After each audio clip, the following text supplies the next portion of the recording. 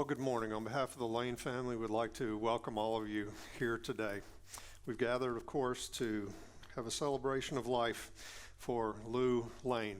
Some of you knew him as Coach Lane. Others of you refer to him as Lew. I knew him as Lew. I will refer to him in both ways here today. We've come together to do three primary things. First, we're going to remember and celebrate Lew's life, and we will do that in a variety of different ways.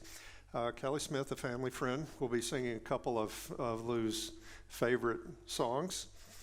Jeff Grantham, former player, MHS player, and former voice of the Indians, play-by-play announcer and friend. He'll be sharing some memories and reflections about Coach Lane's life. I've asked him to keep it PG-13 here today.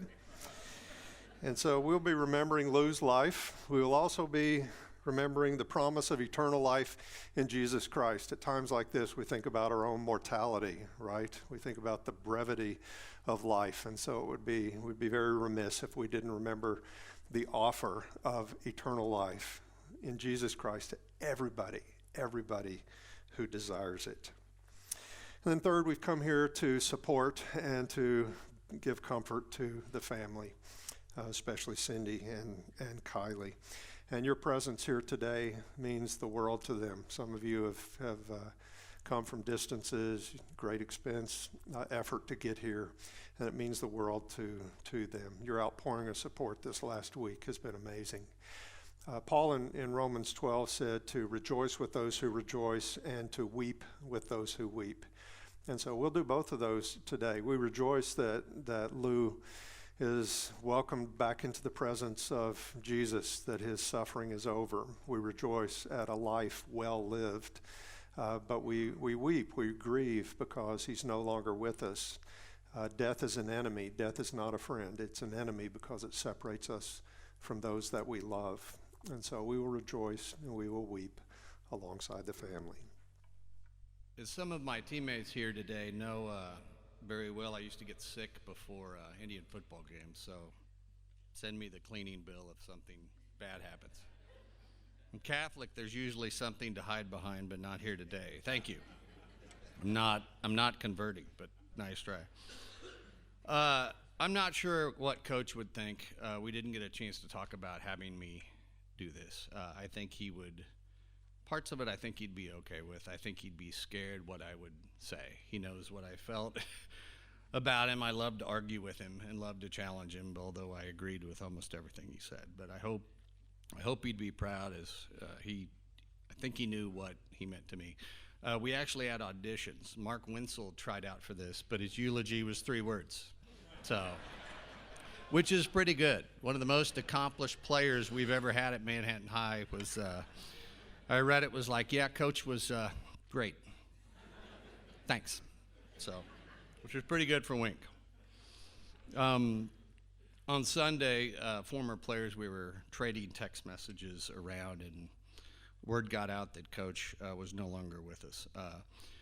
Mike Helton was a player on the 1984 state championship runner-up and team captain in 1985 when I first met him. He sent a text of how fitting it was that our coach was called home on, of all days, Super Bowl Sunday. And much like Lew Lane's style of football, the game was won with defense. And an offense that was so boring to watch, you almost turned it off. Pastor Steve and I did meet over the phone yesterday and shared some Coach Lane stories and some background. I did tell him that Coach occasionally used profanity at practice. He asked what occasionally meant, and I said, well, every practice.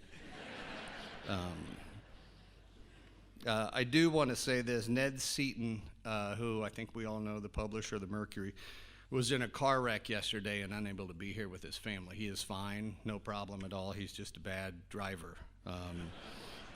And I just get a feeling that probably won't show up on the infamous page 2 of the Mercury, because it happened in Kansas City, which most of the former players have been on, including me. But I would like to give a shout out to Ned and his staff. Incredible work this week covering Coach. They've always been great to Coach. This week, if you haven't had a chance to read any of the articles, they're A+. Cindy wanted Ned to write a column. He did, and he crushed it. Ned didn't play here, but he paid attention to what went on here and just nailed it. So we can make fun of him all we want. So I first met Coach Lane in the fall of 1984 in Nancy Wilson's office. This was a few weeks before his team would play in the state championship. I had just transferred from Lucky High with the dream of being his quarterback. Although that dream didn't come true, but for one game, and thank God we won. The significance of this moment is not lost on me, and that I find myself as the starting quarterback in his final game. It is an honor beyond words that you somehow thought I was up to the task of doing this. Your kindness to me over the years, I can't describe. I'll never be able to repay you for this. It is also incredibly comforting that the casket is closed and he's no longer able to grab my face mask or scream in my ear hole. As Coach Albright, the co-architect of this, told me last Tuesday, you'll be fine, be yourself, be genuine, and don't blow it. During my time doing play-by-play for Coach's game, which really was a dream job, I was given full access to Manhattan High football. I was allowed to attend practices, stand by him at practice, which no one does that with the media. I could ask him anything. I think he let me into his world for two reasons. He trusted me. And number two, he was always willing to help one of his guys. It was that time during our relationship that it went from coach-player to coach-friend, and that means the world to me.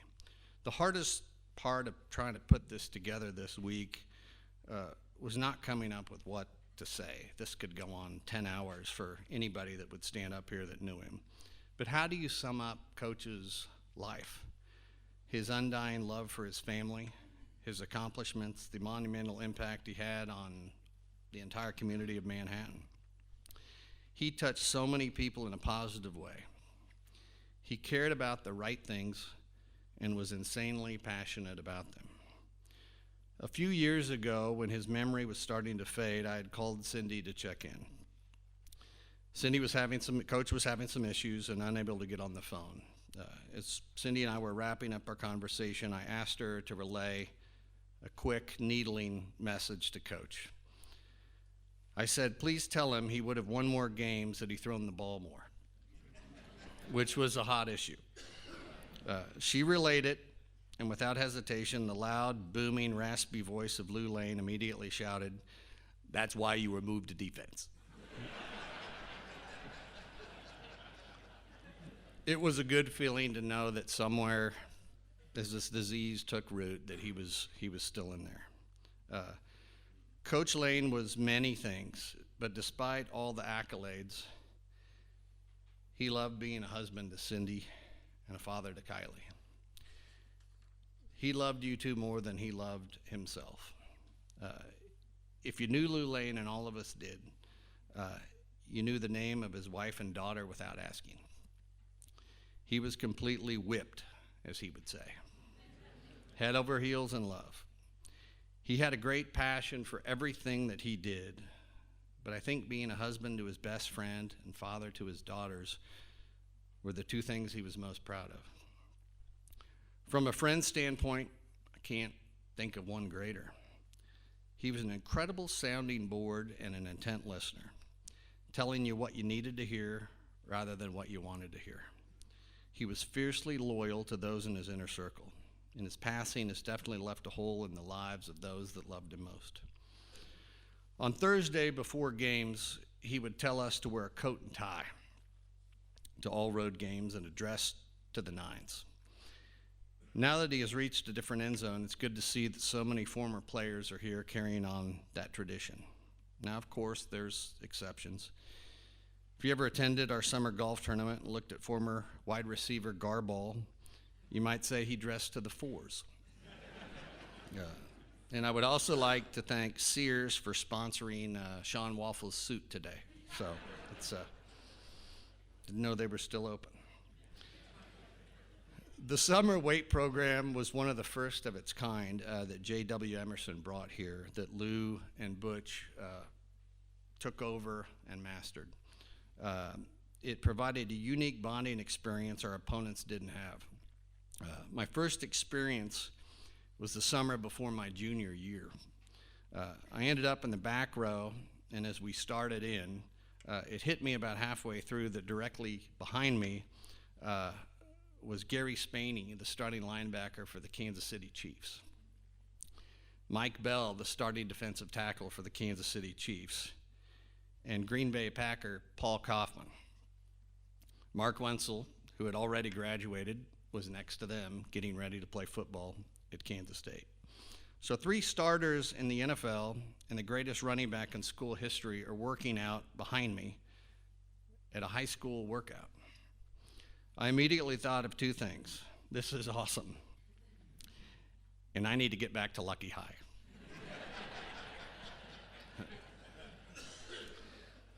There are so many things I could say about Coach Lane, but one of the most remarkable and constant themes was his humility. I've never been around someone so accomplished, yet zero desire to seek the limelight or credit. A testament to that. When you think about it, I wish you could see the view I had of, if you like Manhattan High football or love it, there's greatness here. But you know, when you think about Coach Lane and what he passed on, you think of humility. Mark Wenzel, incredible player, was one of the top punt returners in the country when he played at Kansas State. Russ Ringenberg, had he not hurt his back, would have played center field on some Major League Baseball team. Motown, Maurice Benson, one of the greatest running backs that ever played here, one of the greatest athletes, started at corner for the University of Missouri with one eye. When you think of those guys, the best of the best, humility. That came from Coach, passed down, and they still carry it today. They won't talk about it. You got to bug them. I love bug them. I love talking to them, and I bug the hell out of them. But they won't talk about it, and that came from Coach, I think. Despite all of the success on Coach and humility, the notoriety of producing NFL and Division I players, winning 15 league championships in 21 years as a head coach, winning a state title, and winning 77% of his games, it was never, ever about him. It was about his team, his players, his assistant coaches, his family, and his friends. He didn't mind talking about his coaching career at MHS, just never compliment him on his overimportance of his role. In his mind, his team and his assistant coaches were the first and last reasons for this success. Giving him due credit, which I like to do because it made him mad, was an instant argument. Looking back, he was partly right. This city has produced some of the finest football players to ever walk on a Kansas football field. Many of those players are here today. And yes, his assistant coaches were collectively very good individually, but as a group, they were rivaled by no one. Names of Albright, Marn, Dillon, Green, Morgan, Hoyt, Andrade, Yancey, Gritton, Ostrom, Sanderson, Zinger, and Eyestone. Maybe not Eyestone. But those names still echo in reverence by every player they've ever coached, even Keith. He owned a lot of bars and gave away free beer, so he got back in that list. But behind this giant football machine was a 5'9" fearless leader whose cold stare could pierce a plate of steel, and demeanor that made you buy whatever he was selling. His locker room speeches were as intense as they were legendary. There was never a single eye that wandered away while he was speaking. He led us all by example, and we blindly followed. We believed in him because we knew he had an undying belief in us. Did he have a temper? Yeah, he did. Short fuse, no fuse. But here's the thing about that, and I think the former players would attest to it. It was never misguided nor abusive. Everybody got a chewing. It was just a matter of time. He required 100% effort in every aspect of your life. There were no taking plays off, no missed reps, no nothing. Anything less than maximum effort resulted in a maximum butt chewing. There are many people you meet on the road of life, but I can't think of anybody that was more impactful in the lives of so many young people. He taught us to dream, but more importantly, how to work toward those dreams.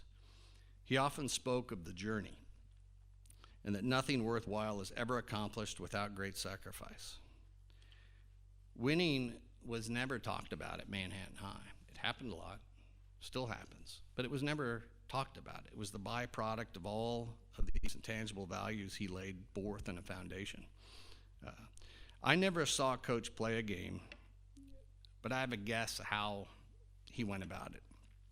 He was undersized at 5'9", maybe 5'8". But I'm guessing he learned to survive by developing a work ethic that he passed on to us, a work ethic that was rivaled by no one. He was absolutely fearless in his approach in anything he did. He consistently, a common theme was, you better bring the wood. I think maybe that's why he expected so much from us.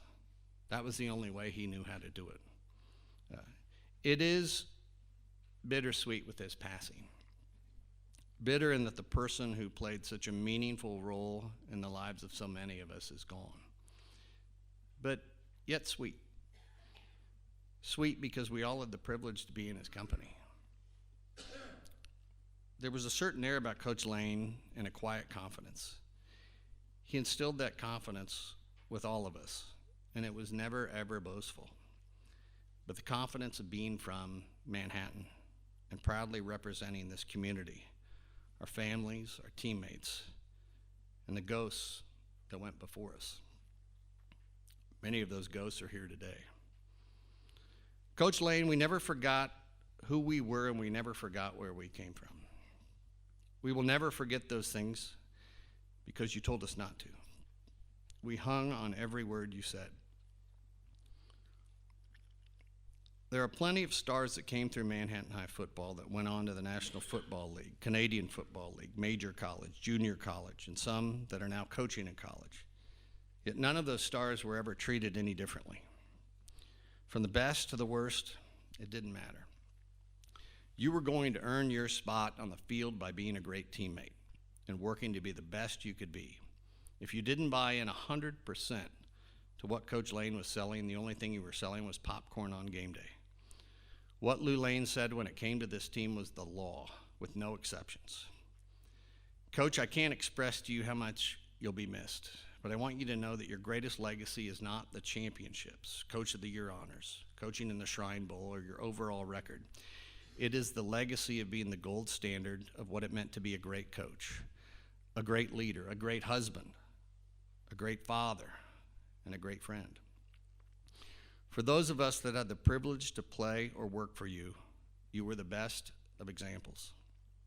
Your absolute and relentless demands pushed us farther than we ever thought we could go and reap rewards far beyond the football field. You taught us to hold ourselves and others accountable, to always treat people the right way, to always keep our head held high despite a tough outcome, to keep our knees together, to always look people in the eye and offer a firm handshake, and with no exceptions, never ever compromise your principles. There are many great mysteries to life, but yet I've never quite understood why this icon of a coach and his loving family had taken a liking to me. Last Saturday, Cindy and Kylie were gracious enough to open their home to me when I drove in from Kansas City.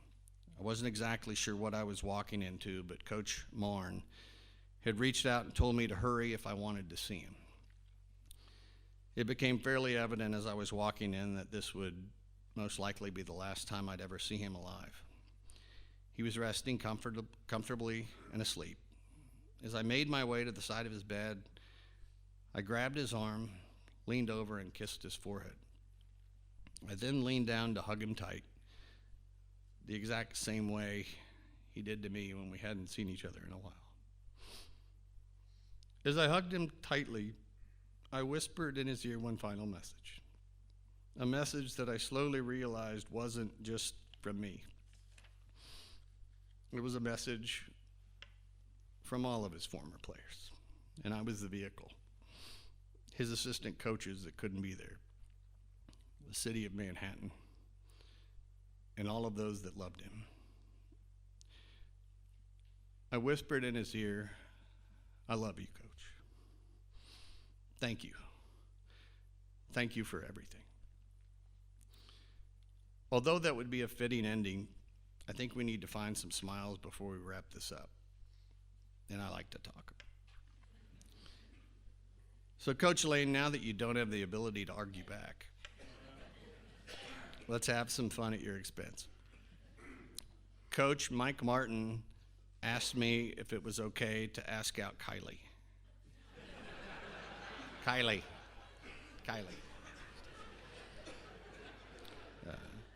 Coach, heaven doesn't allow smoking. It's amazing you could suck down an entire cigarette in less than 20 seconds at halftime of a close game.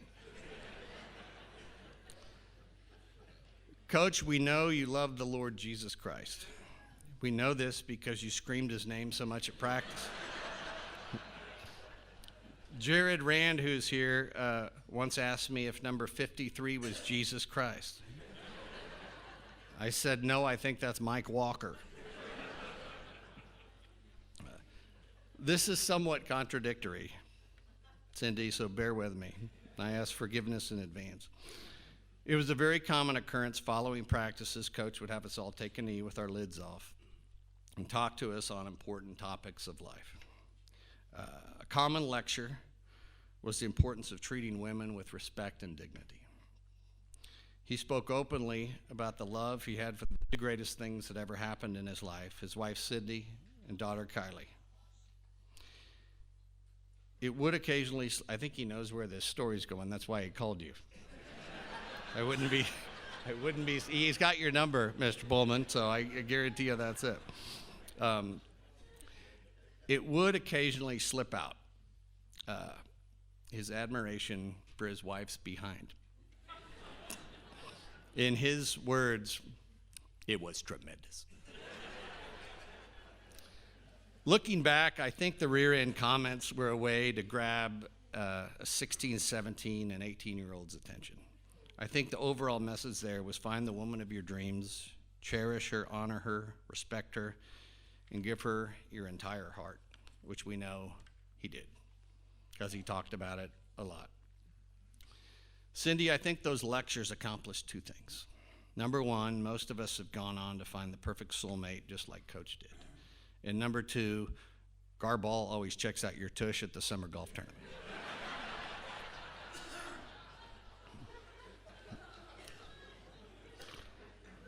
Unfortunately, the illness and stroke that took our leader did not allow him to say goodbye.